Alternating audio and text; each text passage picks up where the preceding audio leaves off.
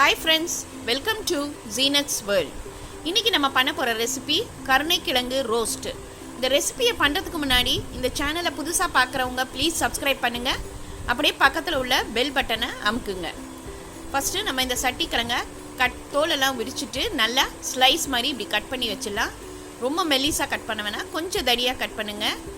அப்பதான் நம்ம ஃப்ரை பண்ணையில நல்லா இருக்கும். இதை நல்லா கழுவி க்ளீன் பண்ணி வச்சுருக்கேன். இப்போ அதில் நம்ம ஒரு செம்பு தண்ணி ஊற்றி இண்டக்ஷன் ஸ்டவ்வில் நல்லா பாயில் பண்ணிடலாம். அதில் கொஞ்சமாக கல்லுப்பு போட்டுருங்க.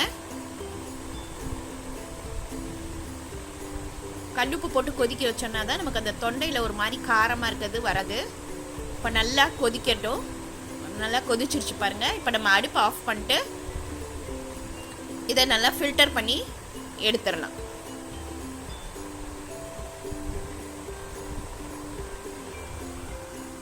தண்ணியை நல்லா ஃபில்டர் பண்ணி எடுத்தாச்சு. அதில் 2 ஸ்பூன் சில்லி பவுடர் போட்டுக்கோங்க. நான் நிறைய மசாலா யூஸ் பண்ண போகிறது கிடையாது. மஞ்சத்தூள் 1/2 ஸ்பூன். உப்பு நம்ம ஏற்கனவே போட்டிருக்கனால கொஞ்சமாக உப்பு போட்டுக்கோங்க.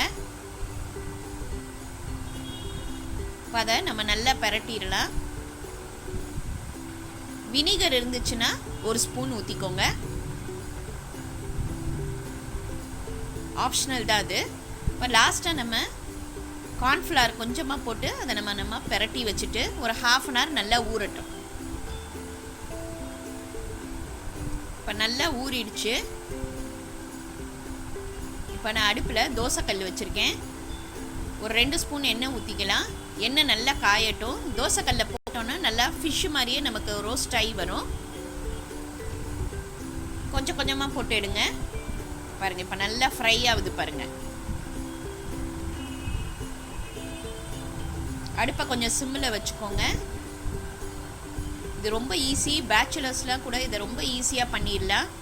அவங்களுக்காக தான் இந்த ஈஸி மெத்தடில் நான் இதை சொல்லி கொடுத்துருக்கேன். பிகினர்ஸ்க்கு இது ரொம்ப ஈஸியாக இருக்கும். பாருங்கள் எவ்வளோ ஈஸியாக கருணைக்கிழங்கு ரோஸ்ட் பண்ணிட்டோம் பாருங்கள். இது சாம்பார் சாதத்துக்கெல்லாம் ரொம்ப சூப்பராக இருக்கும். ரொம்ப ஈஸியான ரெசிபி இது. இது இன்றைக்கி ட்ரை பண்ணி பாருங்கள். லைக் பண்ணுங்கள், ஷேர் பண்ணுங்கள், ப்ளீஸ் சப்ஸ்கிரைப் பண்ணுங்கள். உங்கள் கமெண்ட் எனக்கு அனுப்புங்க. தேங்க்யூ.